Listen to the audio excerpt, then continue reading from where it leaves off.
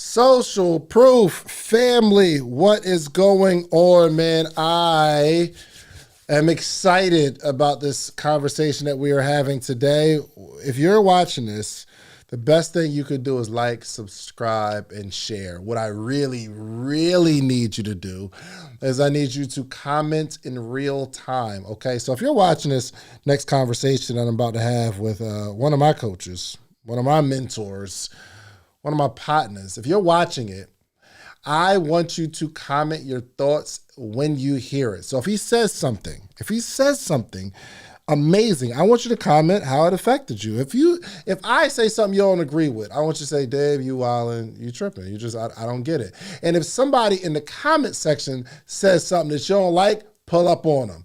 Say something to them. My favorite thing to do is to create engagement in the chat, because some of you guys can connect with each other. Like some of you, I like to hear the thought process, man. There is no wrong answers. There's no right answers. And especially seeing what you have to say in the comments, it helps us create different narratives for shows. It helps us give the content that you are looking for. Okay. So today, without further ado, I'm not going to waste your time.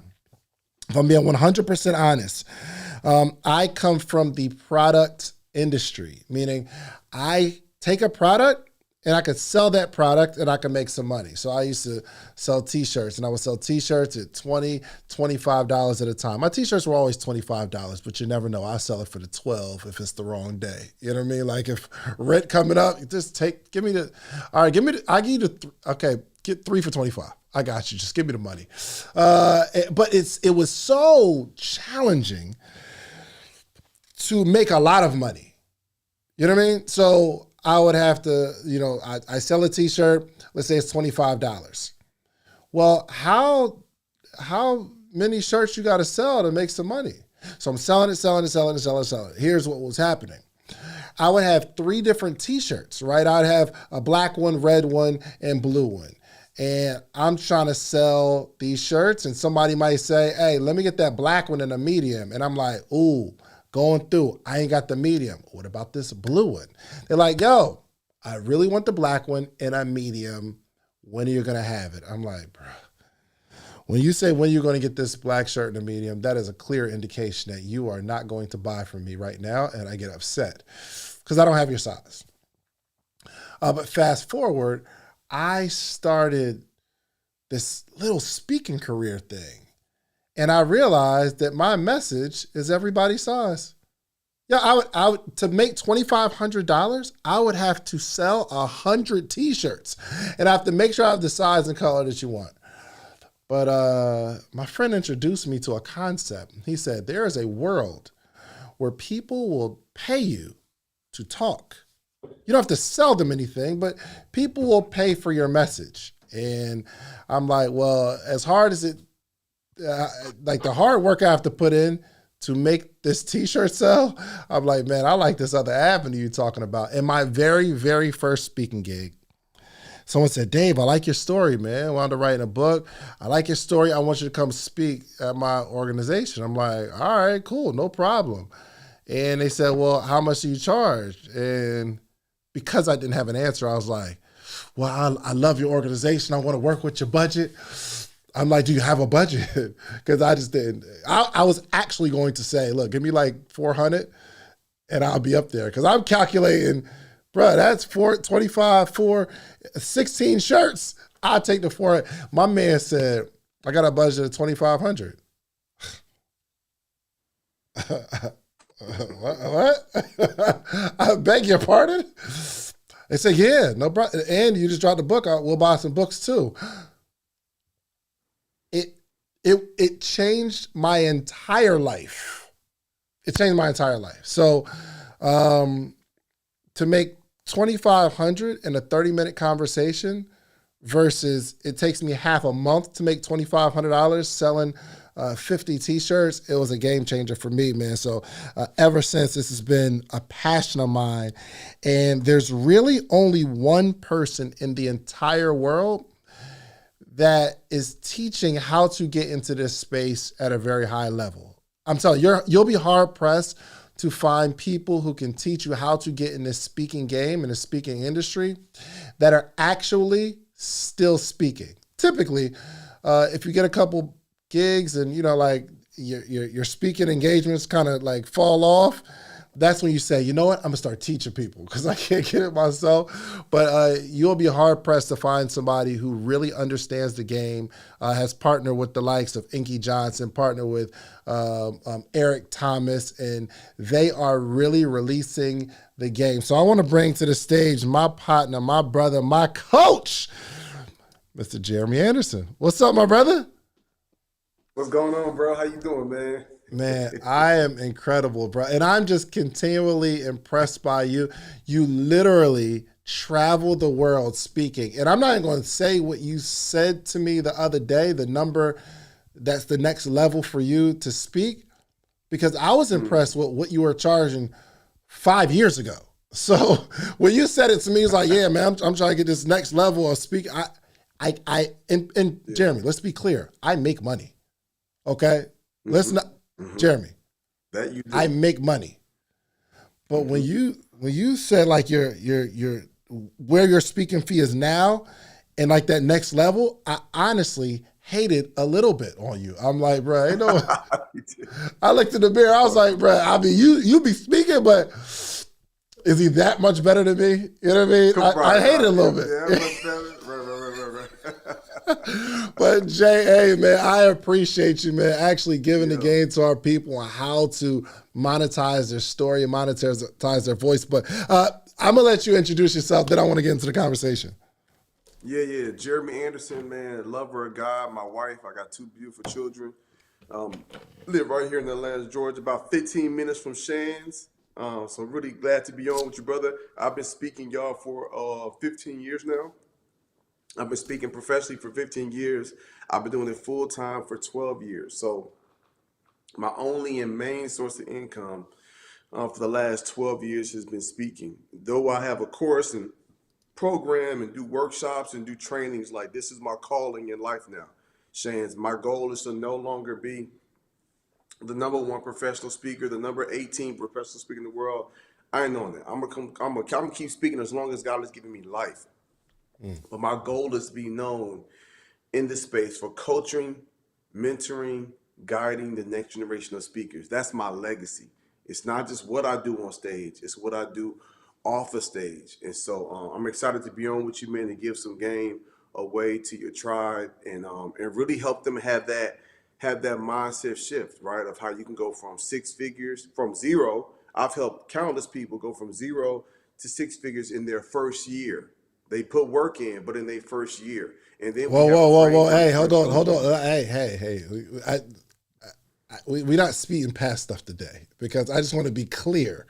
Okay. You're saying, when you say 0, meaning they weren't doing that well as a speaker and you help them take it to the next level, or you're saying both. I've got some people that was getting where you was happy at $400-500, was thinking like, yo, I made $500 an hour, and they was litty in the city, and I helped them add a 0 to it, and it literally changed their life. Then I've had some people that was nervous speaking on stage for the first time. We put them at one of our inner circle masterminds on stage for the first time, and a year later they're making 6 figures a year. Because here's the reality, bro: 6 figures a year ain't really crazy like that. That's $8,400 a month. That's only 2 speaking engagements at $4,200. And so when you really do the numbers, you can be not popping. You could be a speaker that is not popping, and you make it 6 figures a year. And then we show you how to do 6 figures a quarter, then 6 figures a month. And for me, I was blessed to crack the code.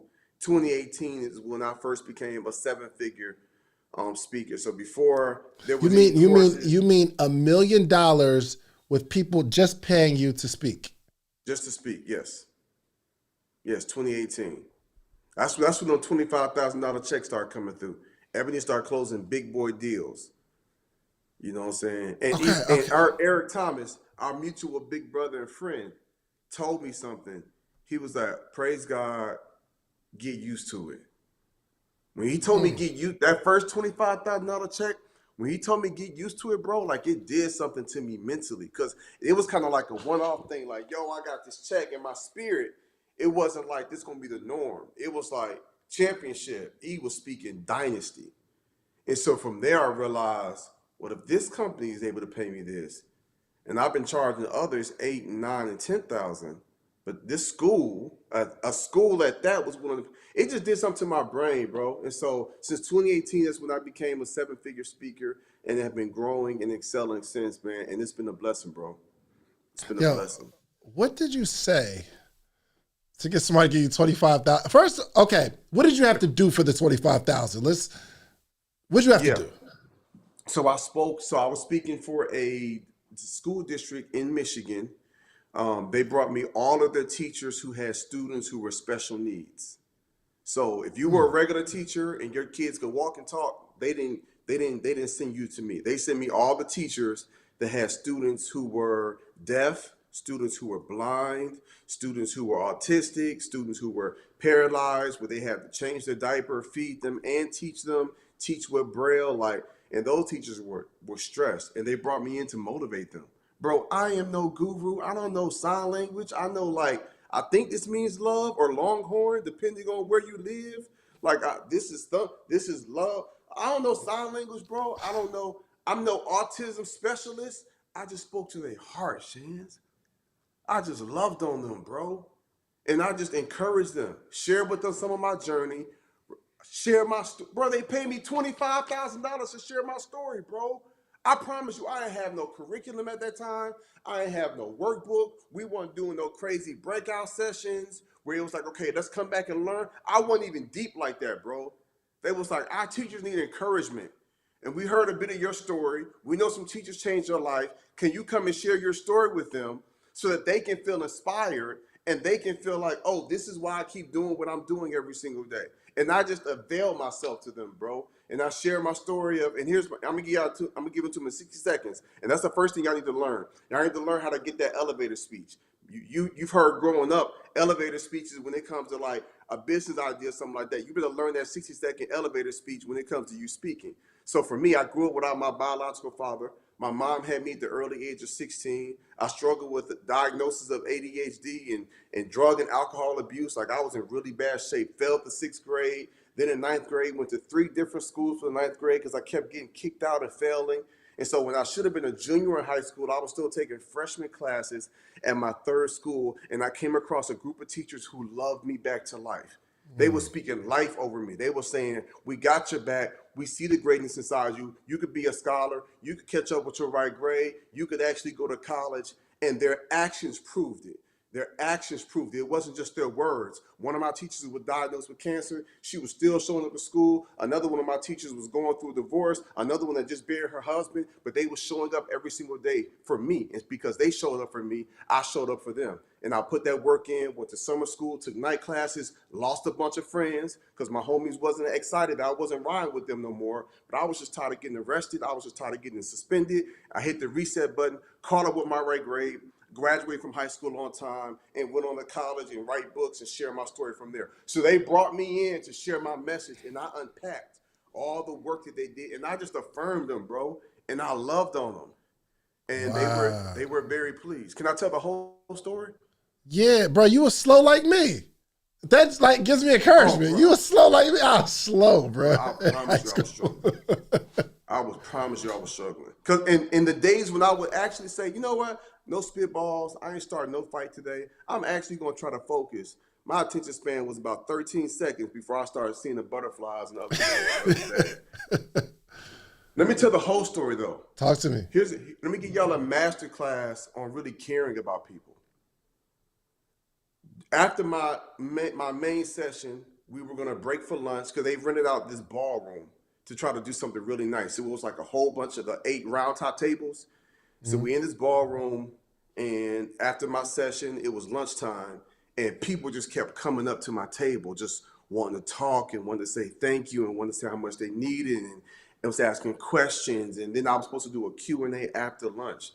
And so that's what they paid me for. They paid me for my main session, spend lunch with them, eat with them, and then the Q&A afterwards. That's what they paid me the 25 grand for. I didn't even have time to eat, bro. And I'm a man of character. I'm a man of integrity. But I lied to them people because they kept coming to my table saying, Jeremy, I know you're trying to eat, but I got a question for you. Is it okay? And I would lie and say, man, I'm not hungry. What you need? Bro, I was starving, bro. I was starving. But I kind of think about is the biblical. I won't even get to the biblical story, but the Messiah at one point was just like, this is my food. You know what I'm saying? He like, this is my food. Like, I don't even eat the bread that you eat. Like, what I'm doing here is what I came for. So I was just like, no, I'm not even hungry. And they was asking questions, and it was about 5, maybe 8 minutes left. And I thought I went through pretty much everybody. I was about to eat my first bite, and this lady came to my table in tears. And she was just like, Jeremy, I'm overwhelmed. And I was like, talk to me. She was just like, my husband is battling cancer. So I feel like a caregiver at school and at home. And she was like, and I just can't get a break. And she was like, will you pray for me? And so right there at my table, bro, you know what I'm saying? I didn't hide around the corner. Like, this is my private time, my private space. I prayed with her. And bro, do you know that that whole experience has such a profound effect on them?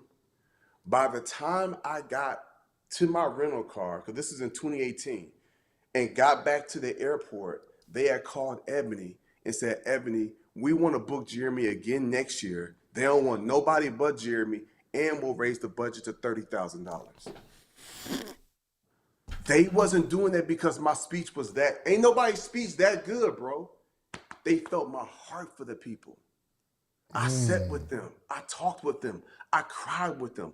I listened to them. I availed myself. I wasn't no, I'm a big time $25,000 speaker, sit back in the green room with my little yellow M&Ms. I'm like, no, I'm amongst the people. Like, I'm here to serve. I'm not even here to eat. I'm not taking nothing from you but the check. I did take the check You home. did You know take what the I'm saying? But check. like, I'm not even going to consume no food. I'm going to just absorb your pain and just speak life and love on you.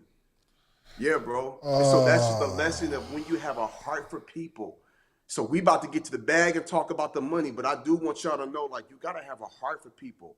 I still be speaking at schools for free. I still be going to schools for the low, loving on them. You know what I'm saying? But I'm gonna tax these big corporations 30, 40, or $50,000. What Ebony will. You know what I'm saying? She'll tax them. You know what I'm saying? Like, so I'm on some Robin Hood stuff.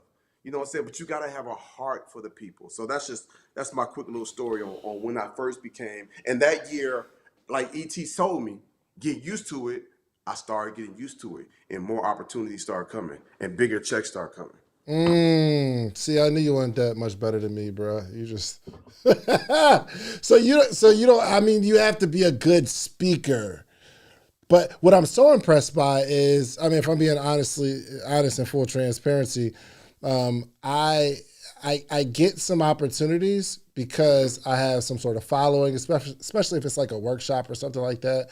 But you've been showing me people in the community, like your students, who are significantly less lit than me, but they make significantly more money than me in speaking. And I'm trying to understand, and I think I'm good at it, bro. But so I'm trying to understand the science behind how do we get to this money, or how do we get these gigs, or how do we make a living out of this without, promotion or like some sort of following. I'm trying to understand the essence of this whole speaking game. So the first step is to figure out who is your target audience. I'm gonna give it to you people I'm gonna give them very practical things so they can take notes. I'm actually taking notes because Bet. I need to understand this, Jeremy. The first step is, okay, who's my audience? Who am I gonna be speaking to? You know what I'm saying? Like, is it young mothers? Is it adolescent teens? Is it middle school, high school students? Is it those in corporate America? Is it women in corporate America? Is it C-suite executives? Is it, people who are divorced? Like, you want to first ask yourself, like, who is it that I'm speaking to? Who's my audience? Is it men and women empowerment? Okay. Once you have a good idea of who your audience is, now you begin to formulate your message and your speech. And that takes time to craft it and put it together. It should be mixed with a bit of storytelling and insight and takeaways.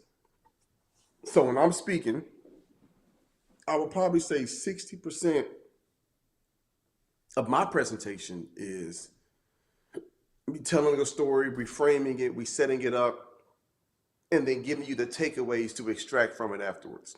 Yeah. Because that's how people most process it. You do a very great job of storytelling, right? Your speaking style is not super passionate, rah motivational. Yours is more of a teaching. Mm-hmm. You take more of a thought leader type of approach, more like a Malcolm Gladwell or like a Michael Eric Dyson. Like you, the way you speak, the way you talk, it's more like you're teaching, like a Dr. Cornell West. Like so, when we sit at your feet and we hear you teach, whether it's about entrepreneurship, whether it's about podcasting, whether it's about building business, like whatever it is, you have a teaching style. So everybody has their own style that they have to own. And it's important that as you go throughout your professional speaking journey, you have your audience, you have your story, your message, your style, and then you begin to share it. That's the biggest thing. So people so often want to, it's like if me and you were going to go into business, bro, and open up a cookie shop, we wouldn't get the building, we wouldn't get the storefront, we wouldn't get the brick and mortar location. We wouldn't do the branding and the flyers and the graphics and where we go come up with a recipe. Right. How many people like cookies? How many people in our local area need cookies? You know what I'm saying? When is the best time to launch it? What kind of flavors do chocolate chip, macadamia, oatmeal raisin, caramel drizzle swirl? Like, we're gonna come up with an amazing recipe. And now when we got something that's really good, now we talk about how we bring it to market. It's the same way we're speaking. Who wants to hear my message? Who can most benefit from my story? Who does my story and experience most connect with? Once you realize who that is and say, that's who I should be speaking to, right before you finalize it, then you got to ask yourself, do they book speakers? That's a very important one, because there are some people that's like, yeah, I want to speak to ex-convicts. And it's like, okay, you need to create a program for ex-convicts. Ain't nobody doing ex-convict conventions. Right. Ain't nobody doing you start a podcast for that. Ain't nobody doing ex-convict Right. Convocations or whatever. Does that make sense, bro? Yeah, absolutely. Yeah, if you need to go get some water, you can. Because I see the hiccups. I'm going to talk to it. Just talk to it. Yeah, okay. Side note, have you ever had like a hiccup or a cough attack on stage? Because I remember one time. It's the worst thing ever. Because I have to time it. Because I have to. Now, what's a little different? I'm on camera, so you can kind of see me fully. Yeah. But when I'm on stage, and I'm in front of 2,500 people, I can mask it a little better, but I have had a hiccup attack. Really? I actually take medication for it. I got chronic hiccups. It's the wildest thing. And sometimes when I Really? get excited, they flare up. It's wild, bro. Yes, I'm actually on two different First medications. First off, hold on. Yeah. First time me ever knowing this about you. Yes, bro. How did you build a speaking career with this type of, bro? I'm so for the person that's listening, someone has a million excuses, and this is actually, I'm internalizing this because I know I have a bunch of excuses. Oh, my story ain't right, this and that. And you actually take medication for something that directly impacts your decision to be a speaker. You never felt any anxiety around that? Like, or maybe I shouldn't do this, or so this do something in IT? maybe 3 years ago. So I haven't always had it. But it hit me about 3 years ago. And after getting all the brain scans, all the CAT scans, all the MRIs, the best doctors in Atlanta, it's just the most bizarre thing. So now I'm trying to find a diaphragm surgeon specialist because there's something with my diaphragm and my breathing. So when I'm speaking on stage, now this is high level mastery stuff. I pray that none of your people ever have to experience this. But when I'm on stage speaking, I have to now time my message between the hiccups. So there are times when I'm speaking and I'm doing my thing and it's like I can feel it coming and I'll pause. And then I'll keep going. Now they're thinking it's just a pregnant pause, but I pause for a reason, right? So that they don't never hear me say or anything like that. So, hey, look, real I'm quick. a little more free with you because this is a bit more casual. But if this was like one of my like a $8,000 like virtual gig or something, I would take a slightly different approach. Hey, do me a favor, y'all. Throw it in the comments. What is your excuse for not speaking? I'm telling you, if this was something that I dealt with, I would not, like in my brain would say, well, it's impossible for me to build this. and I'm just super. I'm more impressed actually. Okay, first off, you do $8,000 virtual events. Did I hear that right? Sometimes 10, sometimes 5. It depends if it's 30 minutes, 45. Ebony be closing these deals. She's like, From bro, you want to do this $8,000 virtual gig? You got a couple weeks till you got it. Sometimes they want it pre-recorded. I just pre-recorded one. So sometimes they want it pre-recorded, and then sometimes they want me on live. Because if they can't afford me full price, like in person, but they really, really want me, my first thing is if I can't make it, I'm telling Ebony, all right, refer somebody in our inner circle. You know how we get down, bro. If somebody in our community, somebody gonna get this boat smoke. So if I'm not gonna take the gig because the dates don't work or the price don't work or like whatever the reason is, I'm gonna refer somebody else. A lot of times they're like, man, we really just want Jeremy, and then we go to virtual if they want me that bad. all right, I'm starting out. I have a message. I've been talking my whole life, or I went through some sort of trauma, and I think, Jeremy, people think because they've been through so much trauma and maybe they haven't built a $1 million business, they can't really get into the speaking game. So I want to understand, where do we start? If I'm listening to this and I'm like, all right, well, I know I have a gift. Something been telling me to share my story, and it doesn't always just have to be on a podcast or just on Instagram. Like I can make some bread from this. Where do I begin? I know you said we start with the target audience. Yep. So can I drill a little deeper into the target audience? How do I identify my target audience? So 3 questions you got to ask yourself. Who does my story and experience most connect with? So hold on. Who does my story and experience most connect with? Yeah, because sometimes in our brain, we have a avatar of who we want to speak to, but that might be on some vain stuff, a vanity. It's like, okay, who does my story and experience most connect with? Second question is, who will most benefit from my message? What group of people will most benefit from me speaking? In what I speak, when I share my story, who can most benefit from it? The third question is, what audience will pay to hear my speech? That's the very important part. I had somebody, DJ Johnson, after his first year of implementing our strategies, he started making 6 figures a year. When he first came to me, no experience, he was really having a hard time, maybe getting booked here, there, $500, but he was like, his audience he wanted to speak to was parents. Mm-hmm. I said, well, when was the last parent convention you went to? He was quiet.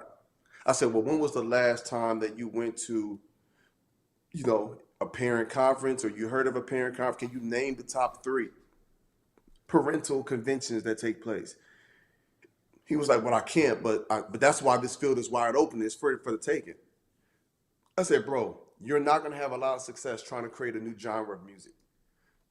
I told him, you're not going to hit the Grammys. You're not going to hit the top Billboard if you come up with some gospel, folklore, hip hop. Like, you need to choose a lane, R&B, pop, rock. You choose a lane and you go to where people already are. I said, this is not an opportunity for you to carve out a whole new lane for you to go and speak in. I said, find out where the people are. And so when we got to the root of why he wanted to speak to parents, he felt parents had the biggest impact on kids, and he really wanted to impact kids. And I said, in reality, teachers spend 8 hours a day with kids, so they really got more influence and impact on these kids. And you should be speaking directly to the kids. And so he changed his audience to teachers and students, and now he speaks in schools, and everything changed. So there are some people that say, yo, I want to speak to Latina women in the corporate America that are executives. Well, ain't nobody hosting conferences for Latina women that's in the corporate sector that are executives. Ain't nobody doing that. So you want to be intentional about saying, who does my story and experience most connect with? Who can most benefit from my story and experience and my message? And then where are the people at? Where are the people at? Where do the balloons come from? Yeah, I don't know. Mad weird. That's wild. Yeah. Where are the people at to book me? Got it. Okay. I know who I'm talking to. I'm talking to high school students, or I'm talking to I don't know, corporations who are, that need better. It's maybe somebody been in HR for a while, and I understand what motivates and inspires somebody. So I understand my audience, whether it's, sports, whatever.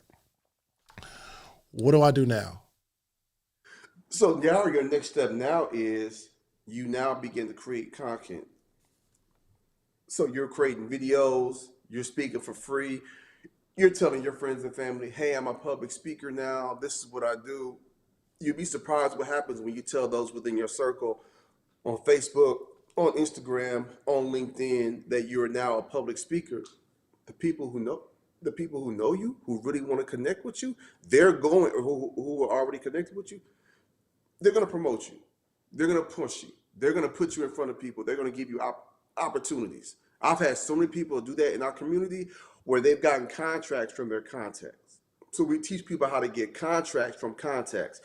The people you have in your phone have the opportunity. If you were to go right now, Shan, on Instagram and say, hey, y'all, I'm about to launch a tour. This is what I want to do. Coming to a city near you. Y'all help me out. You're gonna automatically have people say, okay, what are the dates? What's the price? They're not gonna be like, let me see your website. Let me see your speaker deck. These people already know you, know, like, and trust. So the same way we look at know, like, and trust when it comes to business and marketing, it's the same way when it comes to speaking. And so these people that's in your phone that you have a relationship with, that you in DMing and you texting and you comment happy birthday and happy anniversary when they post, like they know you, they're gonna be the first ones to give you an opportunity. And they're not going to be as picky as a stranger that's going to want to see an EPK, that's going to want to see a demo reel, that's going to want to see a website. They're not going to be as picky as them.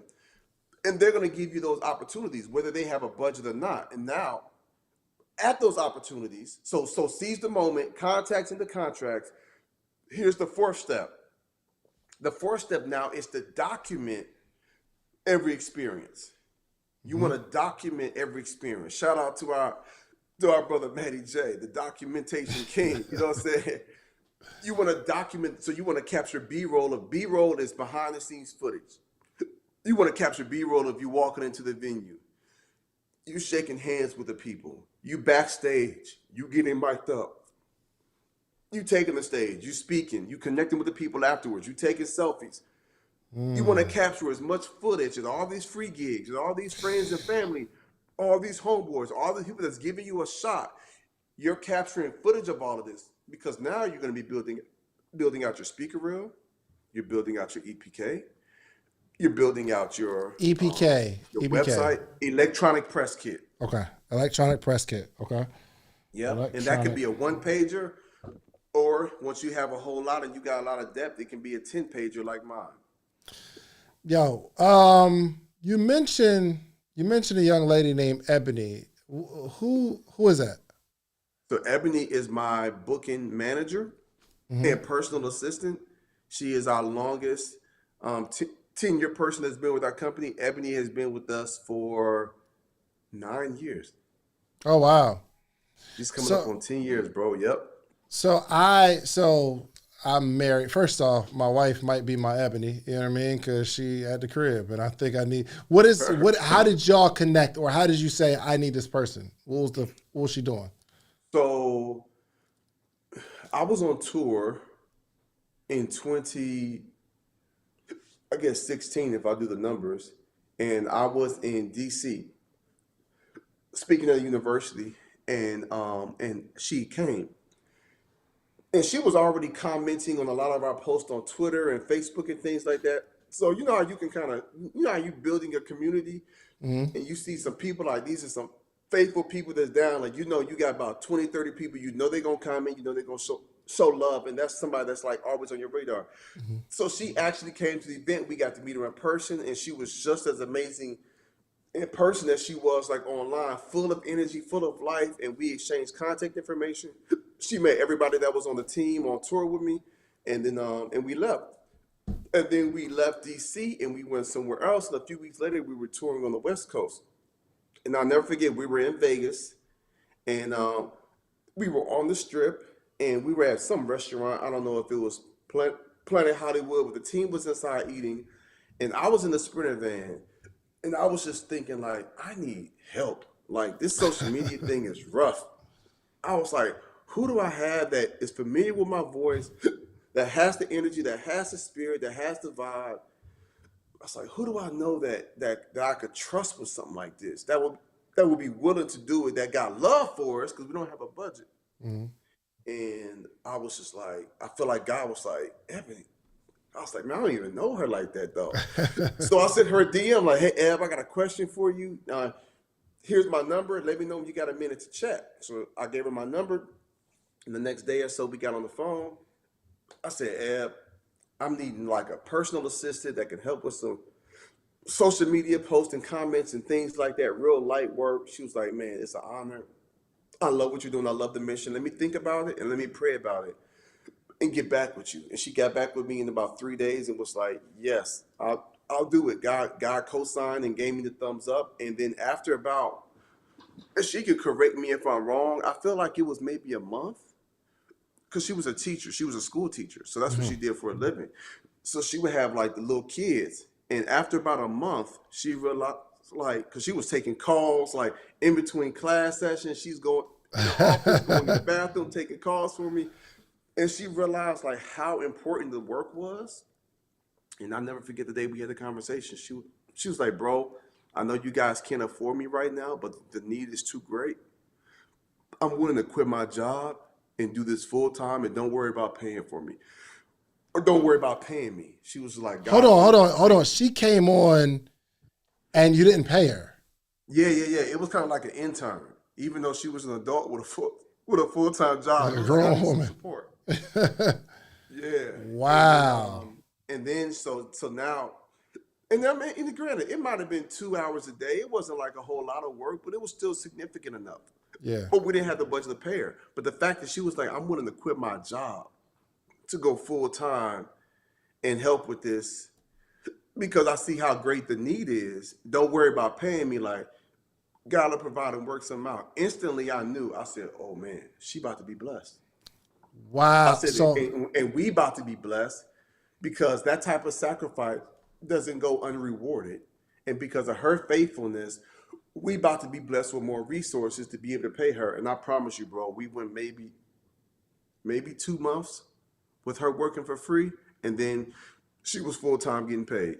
wow. So Miracle territory. what was she doing? Actually, yo, can you send her a text? You think you can get her on this call? Can you send her a text and see if she could pop on here? Because I want to know.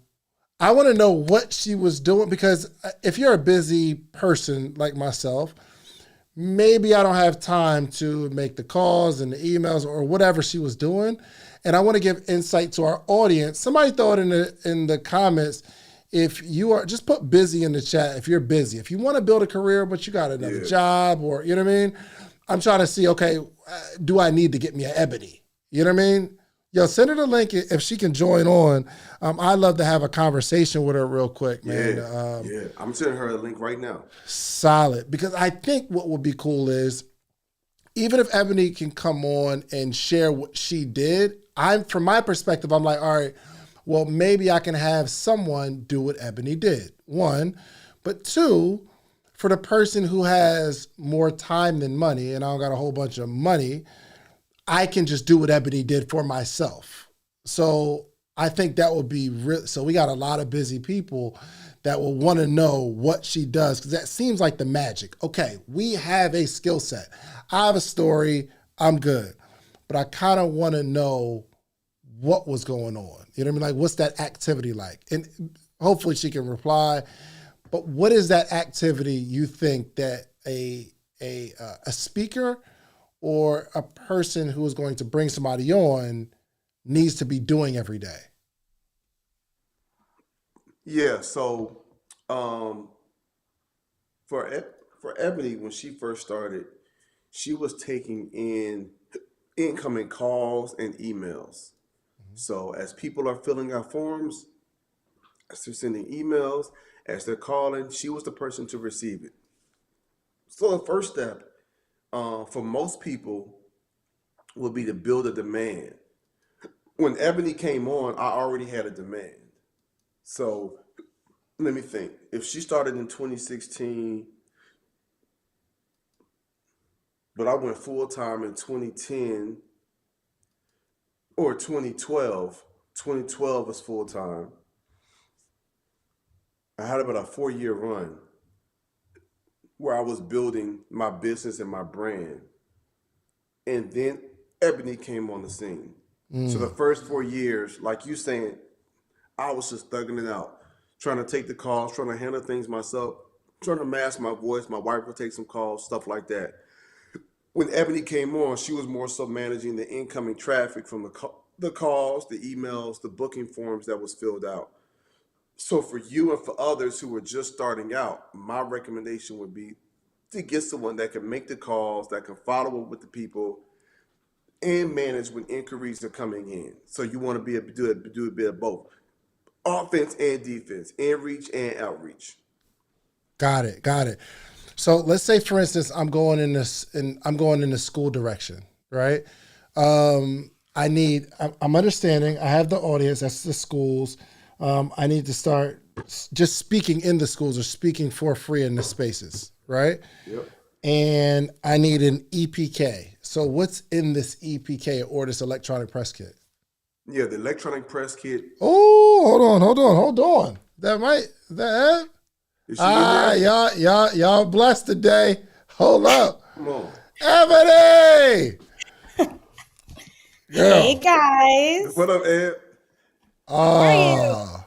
Sorry, I was on a call.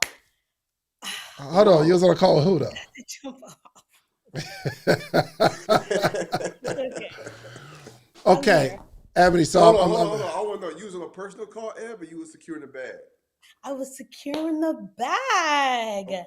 Okay, But I've been talking to them for a while, building the relationship. So I was just like, I'm gonna call you right back. I need to do something really quickly. Ebony, sure, no problem. So we're good. She got off the bag for this conversation. This how you know she got a heart for the people. This particular situation, talk to me. When you say I've been talking to him for a while, what is that process like? What was the initial touch and where we at now? So building the relationship, I always tell people, like, you always want to make people feel like they are the only one you are working with. And so I've probably been going back and forth with the school district for probably a few days now. We're in some negotiation processing. I'm giving them some other ideas to help bring in Jeremy as far as collaborating with schools and some other resources. And so she just likes some of the things that I'm presenting to her. And we just kicked it. We just kicked it. And so I could be like, hey, I got to call you right back. I just got to take care of something really quickly. Sure, Ebony, I look forward to it. Bye. So it's all about relationship building for me. I actually literally, so I was talking to Jeremy last week and I was like, Jeremy, like I'm passionate about speaking and I know I can do it, but I wanted to bring somebody on my team to just make calls every day, right? So I'm actually going to reach out to her and see if she can jump on too. We might have a really good conversation. Yeah, Jeremy coached me on speaking, you coach, and actually, ironically, her name is Ebony too. She just spelled differently. But wow. yeah. So we are just talking like foundational stuff. What do I need to have together so that you could present me as a speaker to my target audience? I'm so glad you asked that, because I can't tell you how many people like reach out to me and they're like, oh my gosh, I see what you're doing for Jeremy. Can you bring me on? I'm like, no, I'm exclusive with Jeremy. But they're like, here's my EPK, here's my website. And I'm looking at it and I'm like, you don't even look like you care about your business. You know what I mean? And I am not a marketing person. I don't do any of that content stuff. I know about it because I've been with Jeremy and the team in around almost 10 years. So I'm around it all the time. But what I know is if it doesn't look appealing, people aren't going to take you serious. And so you have to have your EPK, you have to have your website, you have to have your bio. So when your booking manager is ready to pitch you, they have quality resource to pitch you with. You know? Yo, actually, we want to take it because I just text my app, and she's not even started yet, but it was just interesting. I got inspired. I said, man, now is the year that my voice needs to get out into the world, right? And I reached out to Ebony, and she was like, I was like, yo, I think I want somebody to like just make calls and emails. Like let's just focus on that. And she was like, well, I'm waiting on this other opportunity. It may or may not work out. And then she literally texted me yesterday, like, yo, I'm down. So actually, I just text her. I'm gonna bring her in. Yeah. Hey, what up? Hey, how are you, Eb? I'm amazing. How are y'all? My audio might be a little janky. It's all good. Shout out So to the Yeah. booking agents, okay? And the booking more. managers. Let me tell you. I think this is cool for two reasons. One, Mm-hmm. we want to know what it takes because if you're the person pitching the talent, you've had so much experience in getting what people are asking for one, but two, um, for those that maybe have somebody that believes in them, a spouse or Mhm. something, we want to train that. So I want to ask first, Ebony, if Eb is coming on to my team, how should I approach her and how should I prepare to make sure she has a good experience working with me as a speaker? Yeah, that's good. So even before you approach Ebony, again, you have to make sure that you have all of your items in order and together. Ebony needs to make sure she believes in your vision.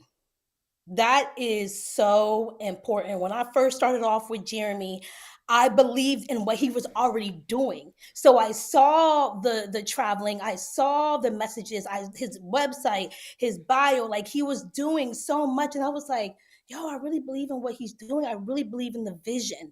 And so you have to have your items together, David. Ebony, you have to believe in his vision, but I also think it's important that Ebony needs to really know who David is. And so she should ask you questions too, David. How do you like to be communicated with? What are your Mm, priorities? What decisions can I make without you? I know Jeremy and I had a thing for a while. I would call it a now or later. And he would text me be like, "Hey Eb, can you do this?"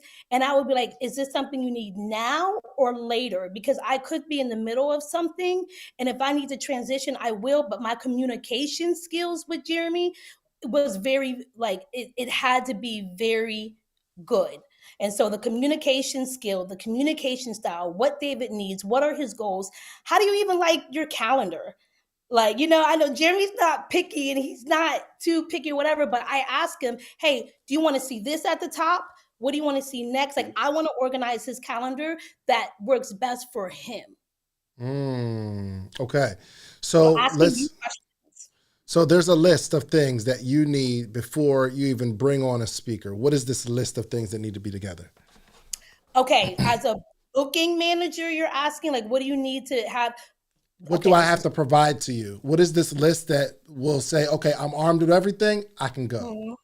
Yeah, well, I need to know your cost. Okay. I need to know your audience. Whoa, whoa, whoa. Very important question because even you asked me this question a while ago, and I'm like, I don't know how we create the calls. Look, I tell people that it really depends on where you are in your speaking career. Jeremy Mm-hmm. speaks a lot about this on our lives with the Next Level Speakers Academy. But if you're just starting off, you can start off between 2,500 and 5,000. If you've been speaking for a while, you can base your price between 75,000 and up. I'm sorry, 7,500 and up, or even 10,000 and up. It just really depends on where you are and if you're in demand. But you're saying brand new. I can Brand start at 2,500? Yes, you can, because you can solve a problem. And Mm, even though you're brand new, but your content looks great and you have some videos of you speaking and they feel like you can solve a problem, they'll hire you. okay. Okay, we're gonna come up with a cost. I don't have any content of me speaking just yet on Okay. stage. You know what I mean? Like I ain't got no big stages. That's okay. But as long as you have your website, your EPK, your bio, you are set. And I always tell people that, So I'm sorry. Website, okay, yep, EPK, yep, and bio. in your bio, Okay. yeah. Hey, let me add one piece to it too. Um, There are some people that would hit me and say, "Yo, Jay, I got a chance to speak for this conference, but they gonna charge me as opposed to paying." I'm like, "Yeah, well, they're charging you for their platform, and if the Mm-hmm. price is right, I will tell them to pay it. You got to pay to play. You got to be willing to invest in yourself because when you're on that stage, now you can have somebody capture pictures, photo, B-roll, record you speaking, and that goes to help put back into your business. And so I would tell everybody, Shans, to speak as much as you can for free when you're first starting off. Maximize every single speaking opportunity. Hmm. And every time you get on stage, you got to make sure it's being captured and documented because after 2, 3 times on stage, you begin to put that website together. You begin to put that speaker reel together. Now it looks like something because people don't want to book speakers who are trying to be speakers.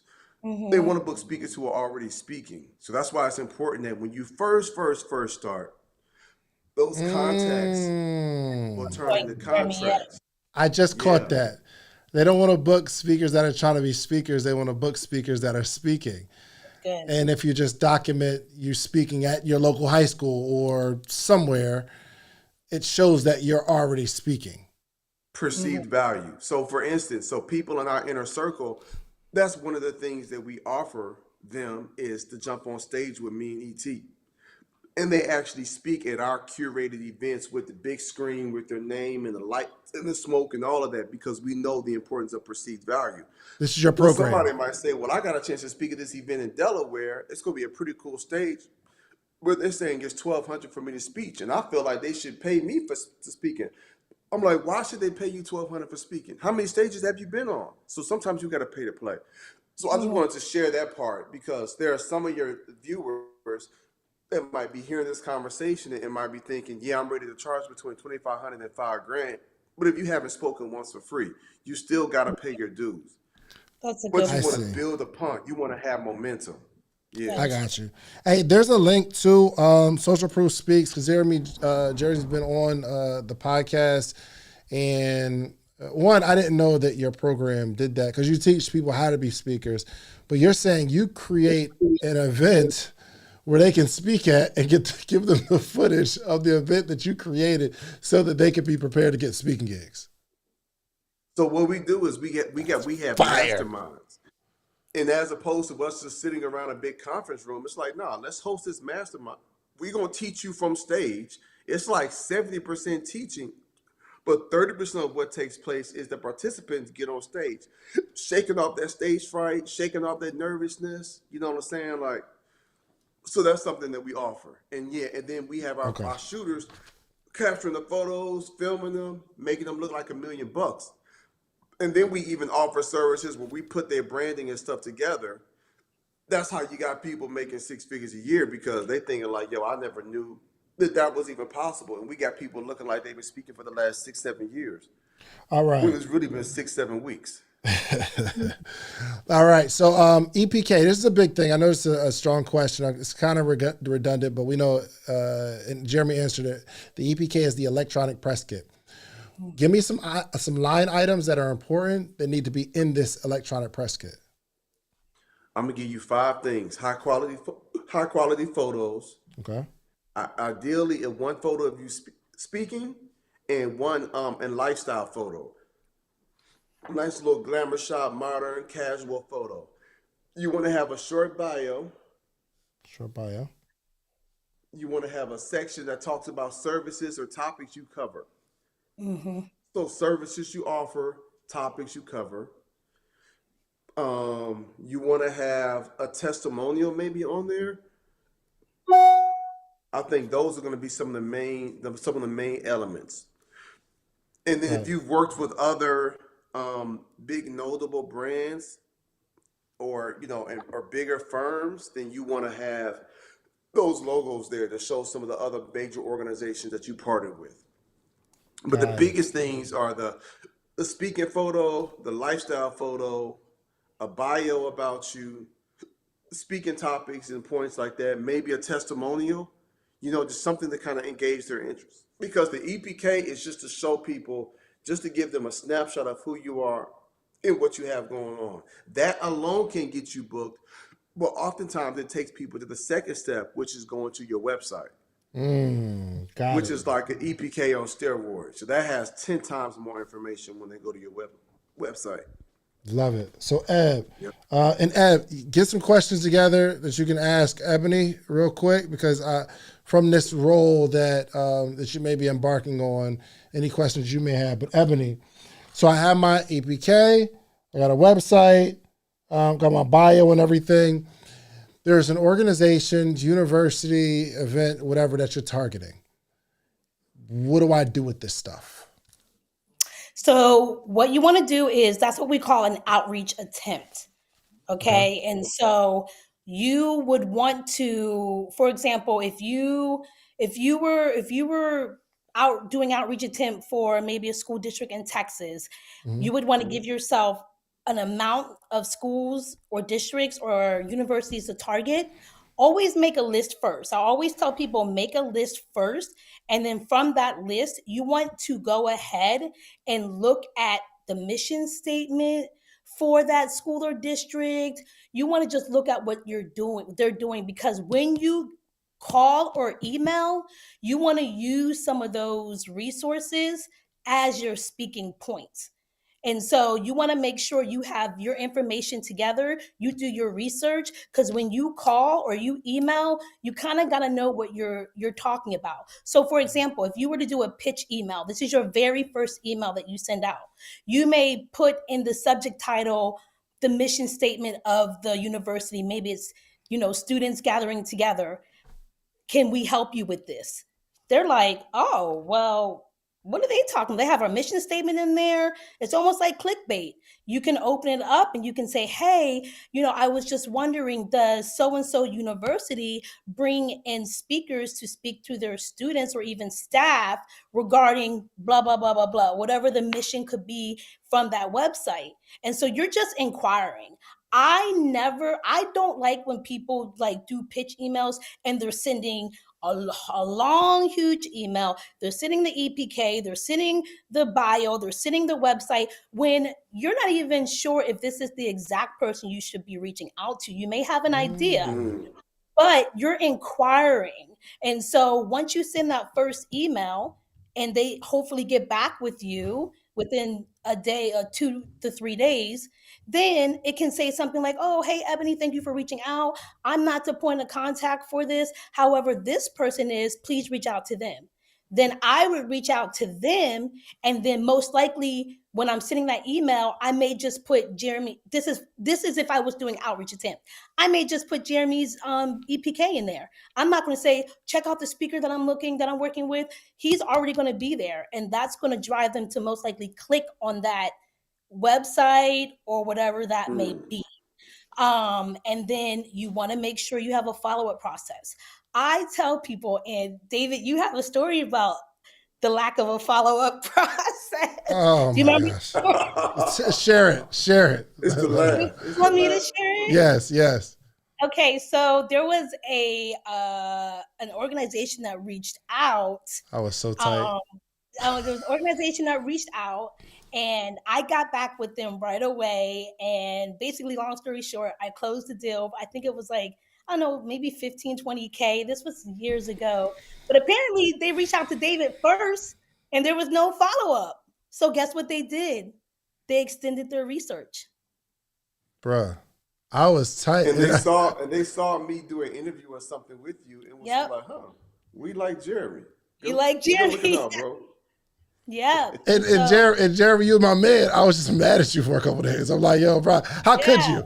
And I didn't even know. I didn't find out until later. I was like, oh man, praise. Yeah, but I always tell people there's a future in the follow-up. And so you want to have an email sequence. So the first email, once you send that out, if there's no response to that for like 2 to 3 days, then you follow up with almost the exact same email and you reply to the first email that you've already sent.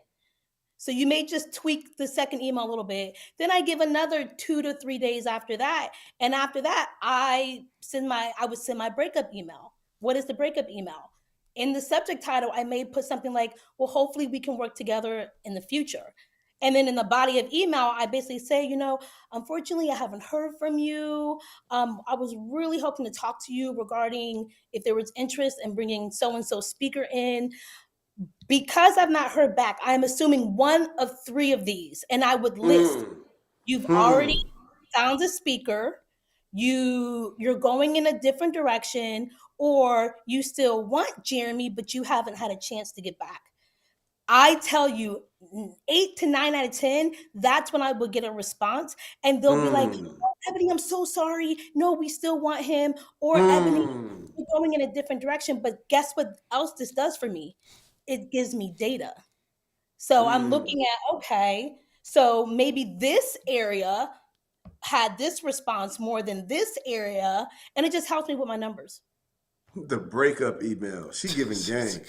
Golly. This is good. Uh, Because people are busy. They're Mhm. busy, and that's why you have to have a follow-up sequence. I've had a couple, I'm not gonna give names, but someone reached out to me and was like, Ebony, I just have a quick question. I am not getting any responses. I'm sending hundreds of emails a day. I say you're sending hundreds of emails a day. What is your follow-up process for each one of those hundreds of emails? Oh, I don't have one. I said, you are losing money. I was like, you have to have the capacity to follow up. I like personable emails, quality over quantity. I rather have 10 hard people that I'm working with that I can follow up with, because each one of those outreach attempt people takes between 7 to 10 outreach attempts to even get a mm, response sometimes. So you're sending hundreds of emails, but you don't have the capacity to follow up with each one of those people. wow. Eb, you got any questions? Of course I do. The first one would be, how do you determine who is serious and who is not serious? And that follow up would be, what do you do with that person that's not serious and not ready to book? What's that nurture look like? So that's a good question. The only time I would know and kind of tell if someone's not serious or not, or serious or not, is if I get an inbound lead.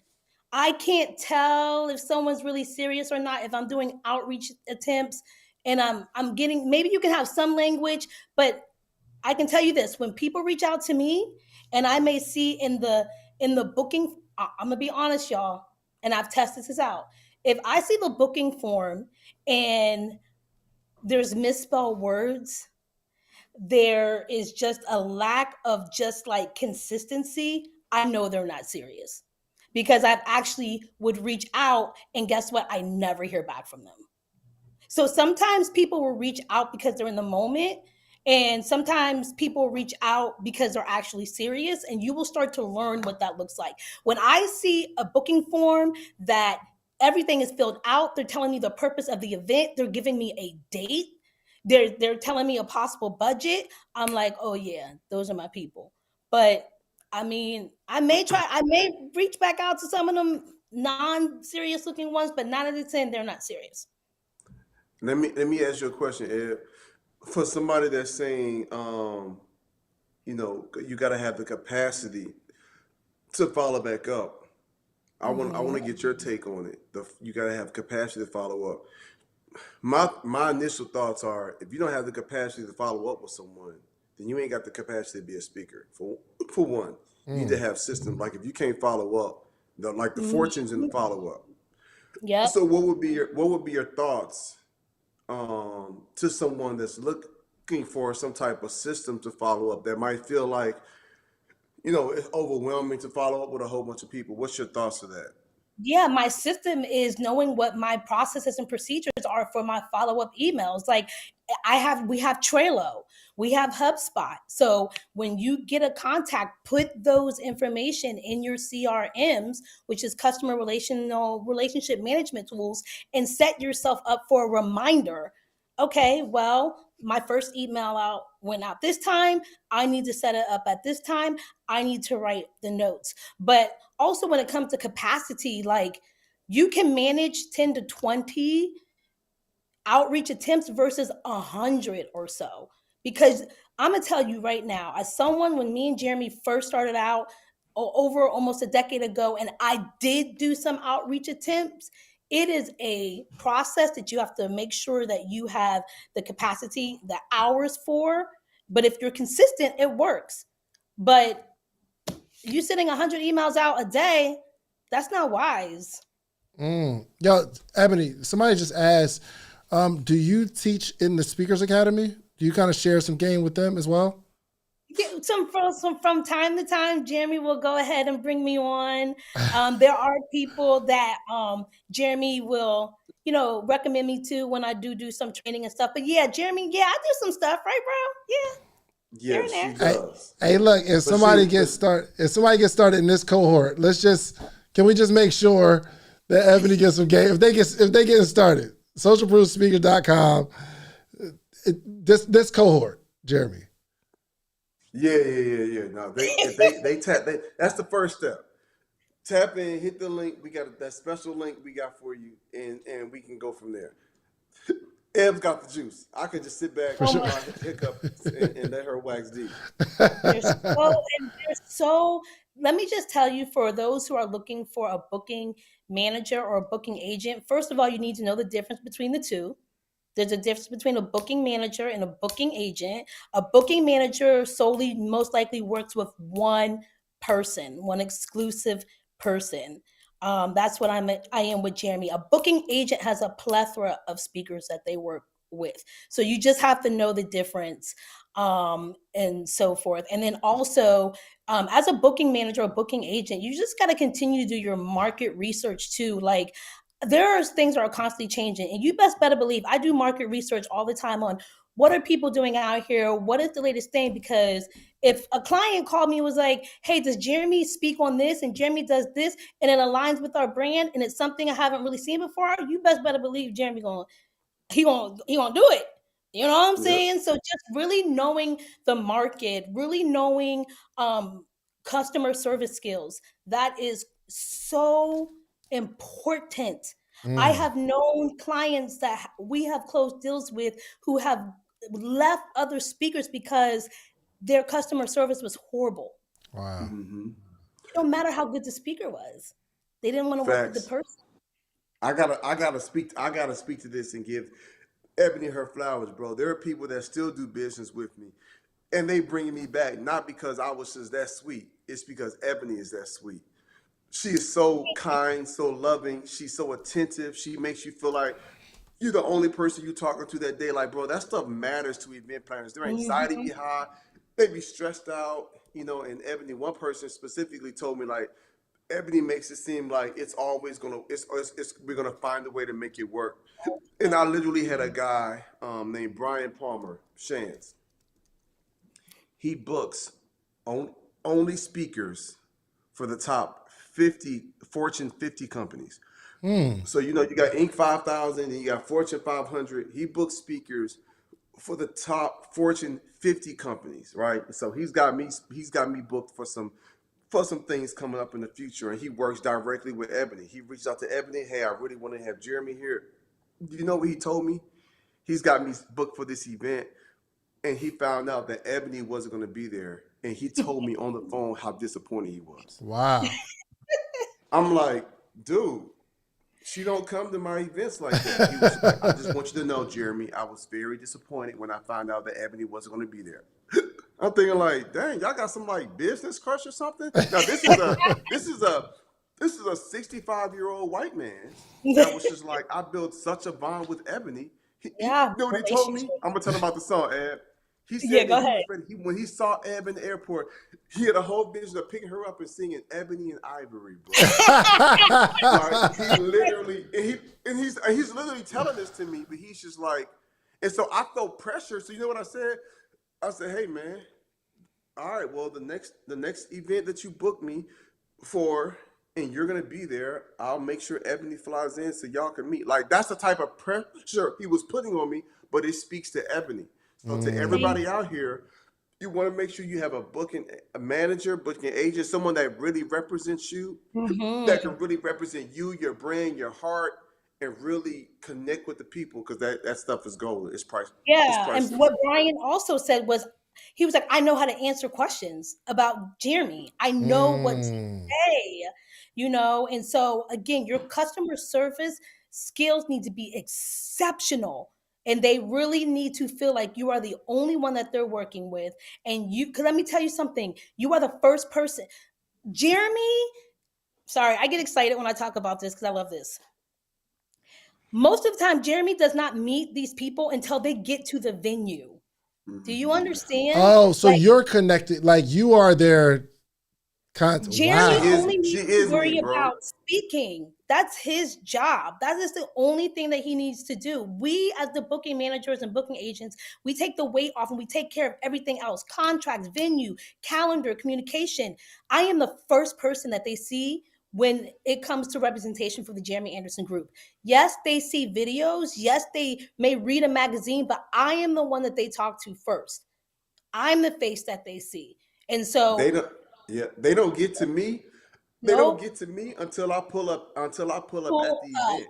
And oftentimes I don't even know nothing about the event until I pull up the meeting notes because we got a Yep. system that's so set. Ebony will send me the meeting notes and I'll go and review the meeting notes. And we have a call. We typically jump on the phone when they dropping me off, probably 15 minutes before I get to the venue, and Ebony walks me Mhm. through the notes and I know Walk exactly it. what to go through and deliver.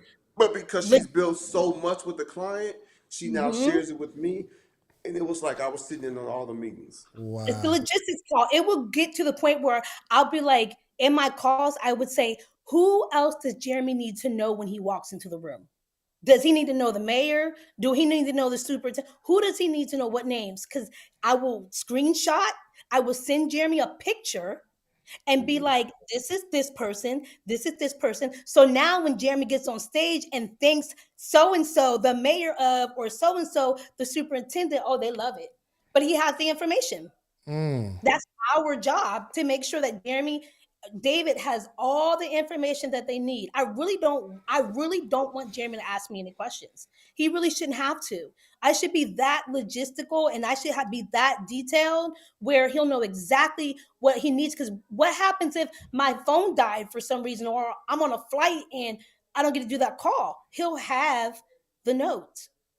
Eb, And are you that's getting something that this? we work. That's something that we work towards. So, Mm-hmm. because me and Ebony are building, so I want to make sure, Eb, that nobody hires somebody and then says, "Okay, you take all the calls." Yeah, no, yeah, yeah. We You work definitely want to sit in on those on the at the beginning, just to kind of see how things go and flow. yeah, And Right. there from are some major clients that need me on those calls, yes, that is and when they write correct. some of them bigger checks, they write 35, 40, $50,000.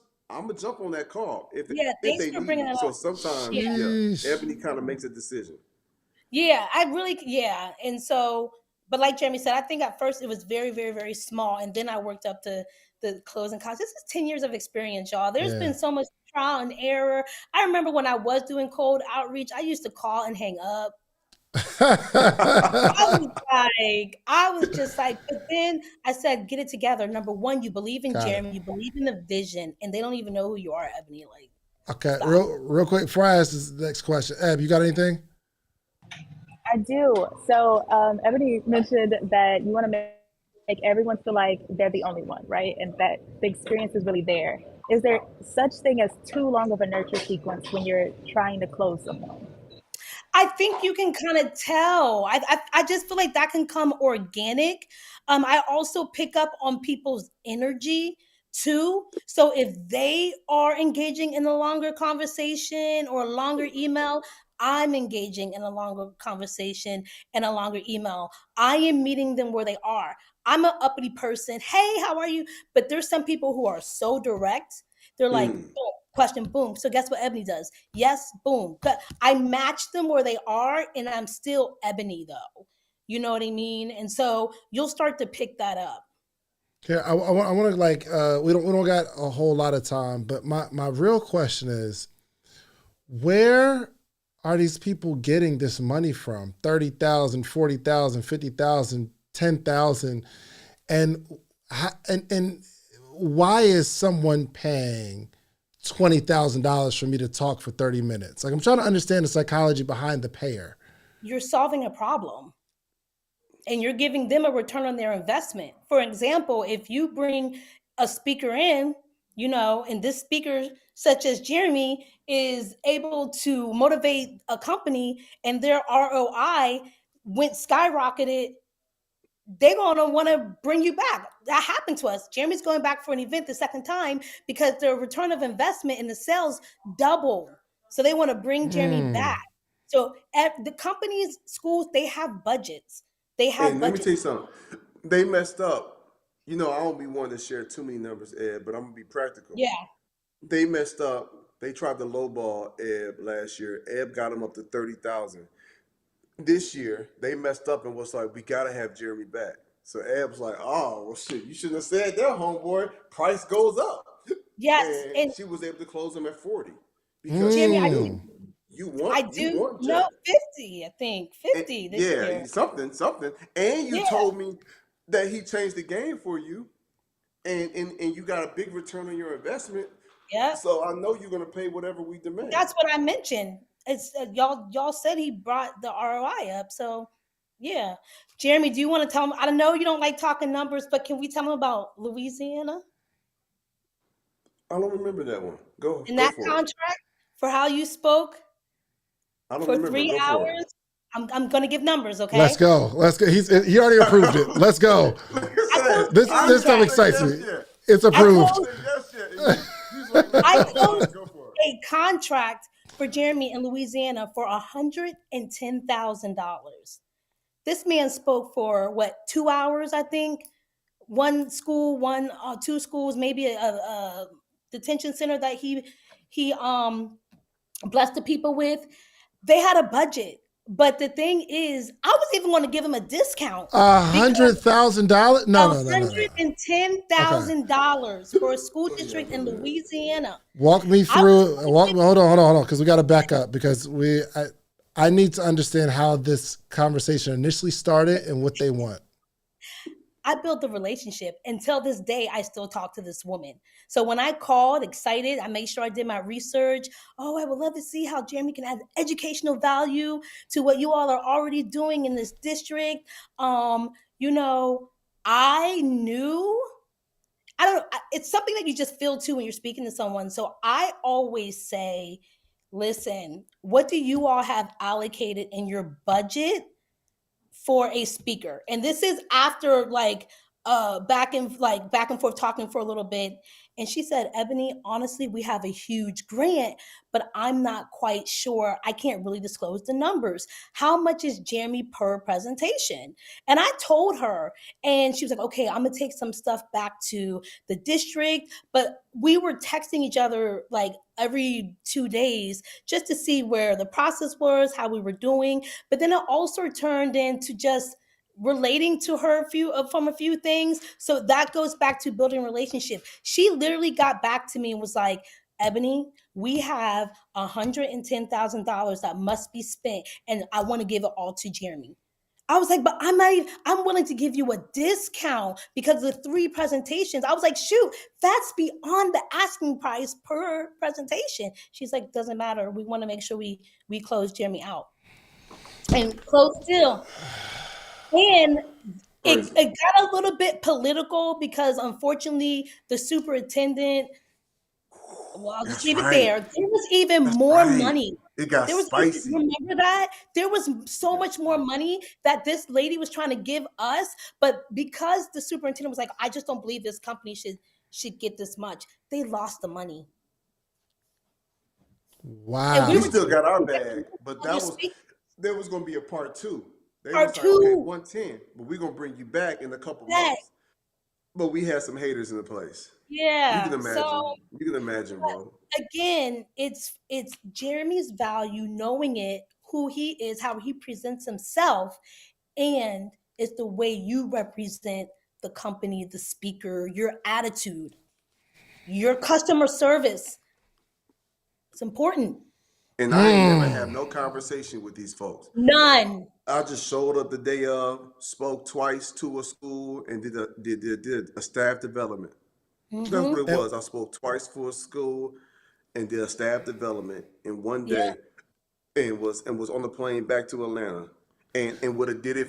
Watch this, because I love people and I know what my assignment is on this earth. I would have did it for free. He would Yeah, have. come on, bro. I would speak all day for Would. free. I'm on here now for free. Like I love speaking. I love the kids. So the fact that they will even pay me this much, I would, it goes to show the strength of the brand we built, but the relationship yes. that Ebony is building, like that is key. I had nothing to do with that. She just came back and was like, bro, keep this in prayer, but they got a budget. I gave them the price and it came through and I showed up and did what I had to do. And the It was, only reason why we didn't double back and it ended up being a $250,000 deal, I think that was the yes, numbers, they have around 260, 280, yes, because they wanted yes. curriculums and they want to do They curriculums wanted and a so whole bunch much. of other things. But there were some folks that saw a brother like me Yep. getting contracts that big, and there was some hate that took place. And so we gave it to God and Yeah, let we God deal gave with that it to stuff. God. We gave it to God. But again, it goes back to that building relationship. I just had someone reach out to me that tried to get Jeremy 3 years ago and was like, we didn't have it then, we have it now. You need Come to be on, memorable. You have All to come be right. on. memorable. All right. We'll Hey, have a part. We'll have a part two, bro. We'll have a yeah, part yeah, two. yeah, yeah, yeah, yeah, yeah, yeah. Ebony, thank y'all so much for joining us. I You're appreciate welcome. it. This was fun. Thank you for training. So we got some stuff to talk about. Okay, this week You let's should. get Hey, you should together. fly her in. You should fly her in for a part two, bro. Yeah, Because we she live haven't in even talked. Atlanta. No, not Oh, yet, but we Ebony. Back haven't and even, forth to DC. Oh, I see. I yeah, got you. we haven't even talked about the process of negotiation and what you need to listen out for. All right. So Okay. we'll Okay. get We there. yeah. We gonna get a part two going. Ebony, thank y'all so much for Thank joining. you so much. This was Um, fun. man, nah, this is incredible. We might have her on the 3-day virtual joint, Shane. Oh, Oh, oh, so you okay. okay. So listen, y'all, socialproofspeaks.com, socialproofspeaks.com. Join Jeremy's challenge. So tell us about this. Oh, first of all, I'll let y'all go, ladies. Thank y'all so much. Okay. All right. Thank We really you. appreciate it. See y'all Yep. Thank later. you. Thanks, Ed. Bye, Ebony. Okay. Yeah, This was incredible, bro. This was yeah. Ebony was incredible. snapping, bro. Yeah, because it's not even like for those that like have an assistant. She was given, even if I don't have somebody, Right, I at least right, know I need to. It's all about right, relationship. Let me be right. likable. Let me give them what they need. Okay, so all right, socialproofspeaks.com. Tell us about the training. Yeah, so we got a 3-day virtual training experience taking place. Me, you, Dr. Eric Thomas, the #1 motivational speaker in the world, ET, Jessica Lundy. She's our keynote writing coach. So all the people in our inner circle, she actually helps them write their keynote. And we have and we got Willie Moore Jr. Hold on, you So said we write. got, Hold on, you say write the keynote, meaning like you yeah, prepare the keynote first. she helps them formulate their keynote. So she has a coaching session with them. So Jessica will be on to talk about how to put together a phenomenal keynote presentation speech. So real quick, just side note. When people are speaking, they'll typically package a speech and give the same speech to different organizations. 100%. Bro, there's some people Bro, I that think come I in gotta come up with something that's cool every making six. time. Bro, they got people that's doing 6 figures and give the same speech. They might customize a few things to make it personable for that audience, but absolutely, bro. When I'm in these schools speaking, I am giving the same speech. I'm gonna just near the end, if the school is really, really dealing with bullying, then I'm gonna put a bully spin near the end. If they're dealing with a lot of cutting, a lot of suicide ideation, a lot of depression, I'm gonna I'm gonna put that spin in the end. If the dropout rate is really, really high, and there's a lot of gang violence, well, at the end of it, I'm gonna put a spin like that. When I spoke for the Ford Motor Company, the 15th, 18th largest company in America, when I was at their headquarters in Dearborn, Michigan, speaking for Ford, bro, I gave a spin to customize it for them, but my overall message stayed the same. Yo, do you know that every time I go speak, I create another speech? I'm not gonna lie to you, bro. Wow. I didn't know. Yo, what? Wow. Hold on. You give one speech, you do that same thing over and over again. That's Yes. And you tweak maybe a I few never things thought here about and that, there bro. to customize it for that audience. But once you have that signature speech you rock out. Now, are there times when I go to a company and I give a completely different message? Absolutely. I'll put it to you like this: 75% of the time, I'm giving the exact same speech. Unbelievable, bruh. Yeah, Unbelievable. So yeah, all someone has to do is create a speech, package it, tweak it, and you give the same speech everywhere. everywhere. Yep, yep. Oh, And yo, the only difference is you change certain emphasis depending on who you're speaking to. For instance, if I have one signature message for the educational, now my educational speech is different from my corporate speech. So let me clarify this. So what I share to teachers and students ain't going to relate and cross over in corporate. right. They on high level, they executives, they trying to manage their team, they at a different space. So what I share there is more what I've experienced over the last 15 years of being a business owner, entrepreneur, etc. So that their family life work balance, and then the framework I've created, occupational integrity. That is for corporate. For schools, I can give one speech and I can give it to the teachers, but the angle and the approach I take has the teachers thinking the third school I went to for the ninth grade, this is the mindset these teachers had. This is what they went through. This is how they changed my life. I reverse engineer what those good teachers did, and I teach them and warn them not to be like the bad teachers I had. But I give that same speech to students, but I don't put the emphasis on teachers. I put the emphasis on me. These are the adjustments I made. I had a heart change. I had a mindset change. I stopped having attitudes. I stopped fighting. I started controlling my behavior. I started making wise choices. I stopped blaming other people and took more accountability than myself. I was super disciplined. So I'm sharing the same story, but when I share my educational experience and my journey, this epic story when I was in school, when I'm speaking to teachers, I put a strong emphasis on the impact those teachers made in my life. But when I'm speaking to students, I put a magnifying glass, a strong emphasis on the change that I made internally. Does that make sense? I'm such a bird brain, bro. Reggie said it's a different audience. Why not give the same speech? And I don't know why I didn't say that to myself. I think, especially somebody give you 10, 15,000, they want They want something. some. They want some fresh. Nah, they want you to knock it out the park. Shouts out They to want Crystal. that She home said, run, bro. Shy she said a speech in a box. That's crazy. Okay. Once you have the speech, you could. All right. So tell us about the training. Tell us about the training, bro. So we got 3 days, February 3rd, 4th, and 5th.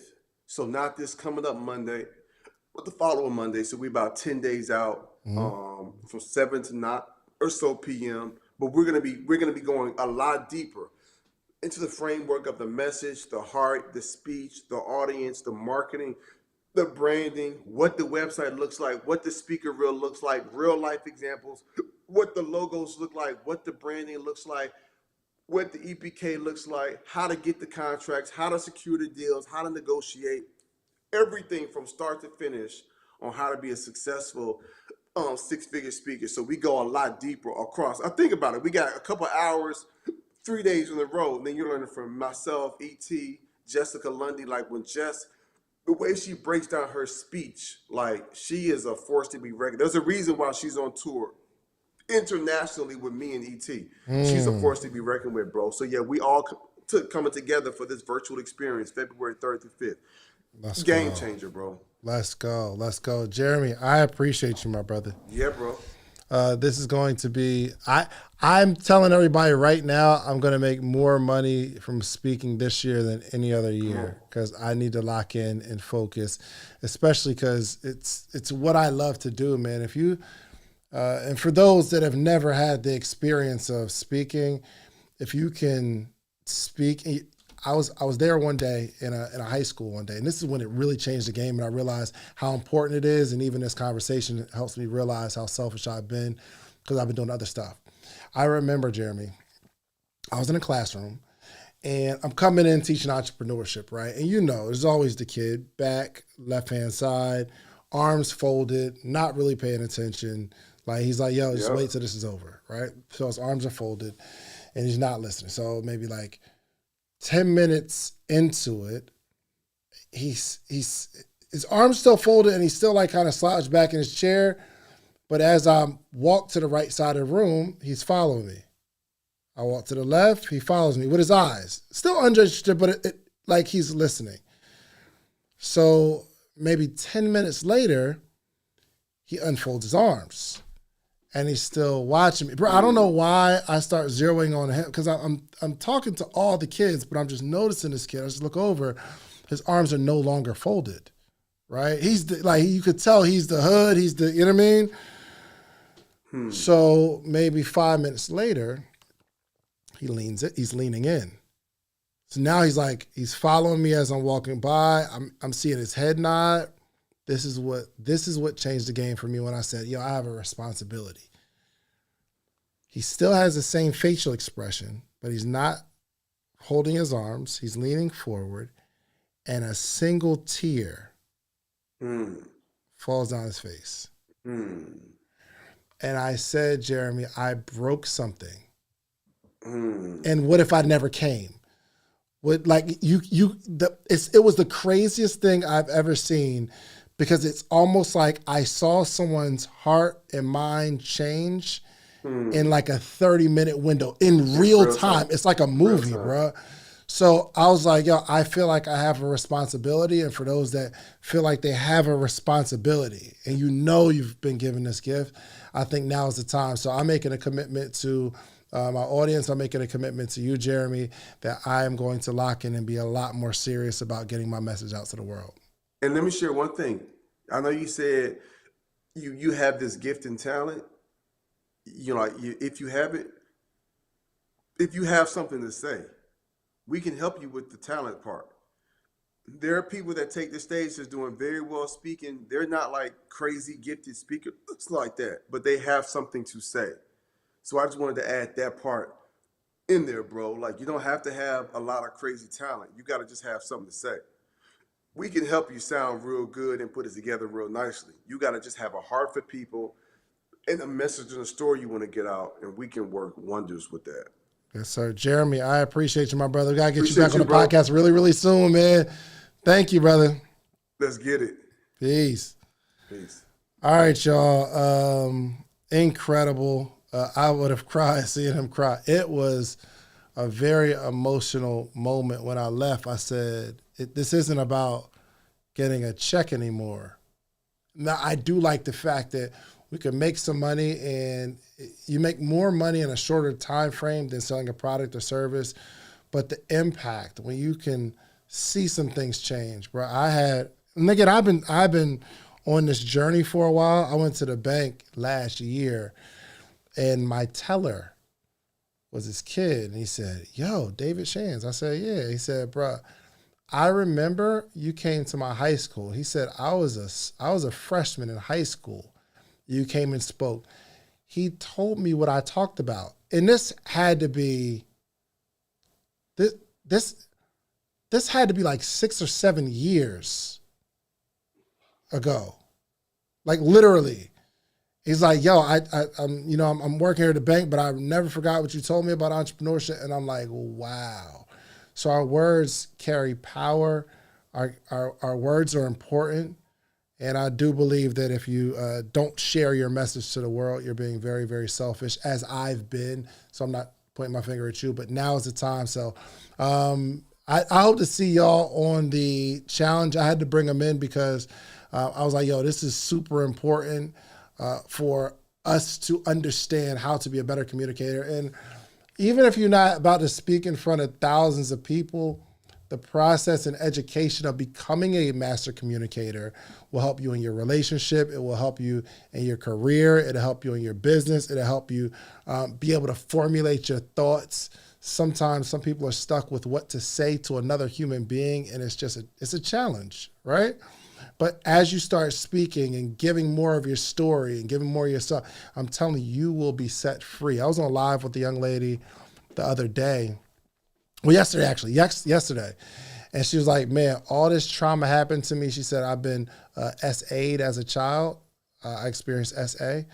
And I feel like I need to share my story because I am in bondage." What she said was, the people that did this to me as a child, I see them walking around, prospering, they're popular, all that kind of stuff. And she said, I feel in bondage right now.